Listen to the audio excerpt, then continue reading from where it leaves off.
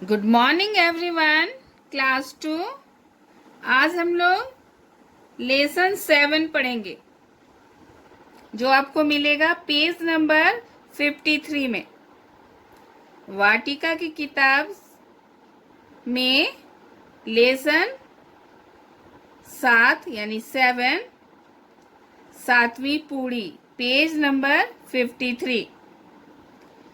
इसमें एक सेठ अनोखे लाल की कहानी है, जो कि बहुत ही अनोखा है, कंजूस है ना। तो हम लोग कहानी पढ़ेंगे। सबसे पहले, एक गांव में अनोखे लाल नाम का एक सेठ रहता था। उसका स्वभाव दूसरों से बिल्कुल अलग था। वह अपने नाम की तरह ही बिल्कुल अनोखा था, यानी अद्भुत था। कंजूस तो वह था ही, यानी कंजूस भी था, है ना। अक्ल की भी उसमें बेहद कमी थी, यानी वो मूर्ख भी था, यानी बुद्धि की कमी थी उसमें।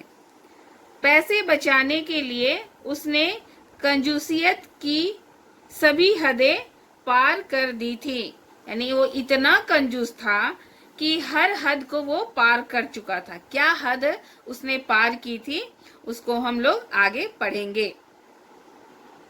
एक बार उसे अपने मित्र से मिलने दूसरे गांव जाना पड़ा। सफर काफी लंबा था। अनोखे लाल ने तांगे वाले से वहां तक जाने का किराया पूछा। किराया सुनकर ही उसके होश उड़ गए। पैसे बचाने के लिए उसने पैदल ही सफर करना उचित समझा। तो देखा ना, अनोखे लाल कितना कंजूस था। वह पैसे बचाने के लिए अपने दोस्त से मिलने पैदल ही जाता है। आगे हम देखेंगे। गर्मियों के दिन थे। सूरज आग बरसा रहा था। पैदल चलते चलते जल्दी ही उसे भूख और प्यास लगने लगी।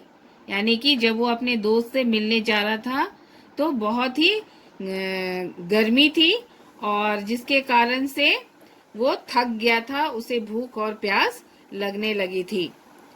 उसने इधर उधर नजरें दौड़ाई। सड़क से थोड़ी दूरी पर उसे कुछ दुकानें नजर आईं। वह जल्दी जल्दी उस ओर कदम बढ़ाने लगा। उनमें कुछ दुकानें खाने पीने की भी थी। यानी कि उसे भूख और प्यास लगने लगा, तो वो क्या करने लगा, इधर उधर देखने लगा कि कहीं कुछ दुकान है तो वहां से वह कुछ खरीद ले। और जब उसे दुकान दिखाई देता है तो वो क्या करता है, जल्दी जल्दी उधर जाने लगता है। और उसे एक दुकान में कुछ खाने पीने की चीजें दिखाई देती हैं। वह एक बड़ी सी दुकान के बाहर पहुंचा। वहां लिखे दाम देखकर उसकी अंदर जाने की हिम्मत नहीं हुई। यानी खाने की जो वस्तुएं थी वे बहुत महंगे दामों में बिक रही थी, इसलिए वो अंदर नहीं जाना चाहा। उसकी हिम्मत जवाब दे गई। उसे सब कुछ बहुत महंगा लग रहा था। वह मन ही मन अपने को कोसने लगा कि घर से ही कुछ खाने के लिए क्यों नहीं लाया। इस तरह से हम देखते हैं कि अनोखे लाल जब वो दुकान में जाता है और वहाँ खाने की चीजें बहुत महंगे दामों में मिल रही होती हैं, तो वह अपने आप को कोसने लगता है कि वह घर से ही क्यों कुछ खाने के लिए नहीं लेकर आया। आगे पढ़ेंगे। तभी उसकी नजर हलवाई की एक छोटी सी दुकान पर गई, और तभी उसकी नजर एक छोटी सी दुकान पर जाती है। वह उस ओर बढ़ गया। उसने दुकान से 7 पूड़ियां खरीदी और एक पेड़ के नीचे साफ सुथरी जगह पर बैठकर उन्हें खाने लगा। वह उस छोटी सी दुकान से 7 पूड़ियां खरीदता है। शायद वो सस्ते दामों में मिली थी होंगी, और वो उसे खरीदता है और एक पेड़ के नीचे साफ सुथरी जगह देखकर बैठ जाता है और खाने लगता है। आगे, उसने एक पूड़ी खाई, दूसरी पूड़ी खाई, तीसरी पूड़ी खाई, लेकिन उसका पेट नहीं भरा। इस तरह उसने एक एक करके 6 पूड़ियां खा ली, पर उसका पेट नहीं भरा। तब उसने 7वीं पूड़ी उठाई और उसे भी खा गया। इस बार उसका पेट भर गया। और इस तरह से जब वो बैठकर खाने लगता है तो एक एक पूड़ी वो खाते जाता है और इस तरह से 1, 2, 3, 4 पूड़ी खा लेता है। जब वो 6 पूड़ी खा लेता है फिर भी उसकी पेट नहीं भरती है, तब वो क्या करता है, 7वीं पूड़ी भी वो खा जाता है और 7वीं पूड़ी खाने के बाद उसका पेट भर जाता है। पेट भरते ही वह अपने आप से बोला, ये मैंने क्या किया? मैं भी कितना बुद्धू हूँ। मैंने व्यर्थ ही 6 पूड़ियां बर्बाद कर दी। अगर मैं पहले ही इस 7वीं पूड़ी को खा लेता तो मेरा पेट भी भर जाता और 6 पूड़ियां भी बेकार न जाती। वह बुदबुदाया, अब जो हुआ सो हुआ, पर आगे से ऐसी गलती कभी नहीं करूंगा।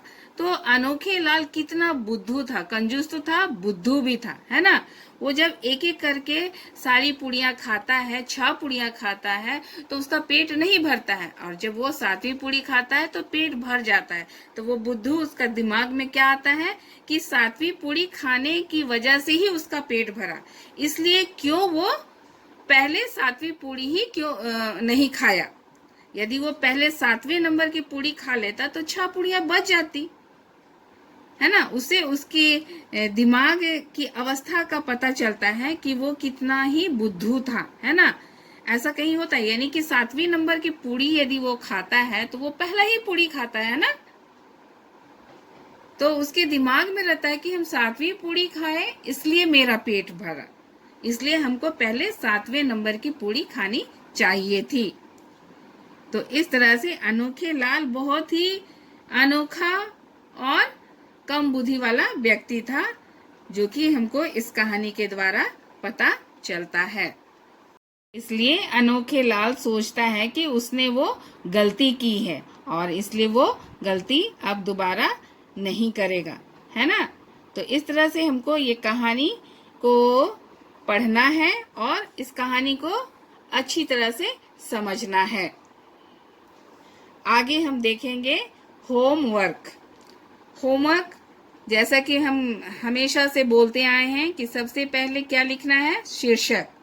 शीर्षक लिखने के बाद आपको क्या लिखना है, शब्दार्थ, है ना। और उसके बाद पेज नंबर 55 का जो मौखिक प्रश्न है उसको आपको वाक्य में बनाना है। अनोखे लाल कैसा व्यक्ति था? अनोखे लाल कंजूस व्यक्ति था। इस तरह से आप सबको वाक्य में बनाएंगे। लिखित प्रश्न में सही उत्तर पर टिक चिन्ह लगाएं, यानी कि ऑप्शन दिया हुआ है, आपको उसमें से चुनकर सही आंसर में टिक चिन्ह लगाना है। इसको भी आप कॉपी में करेंगे।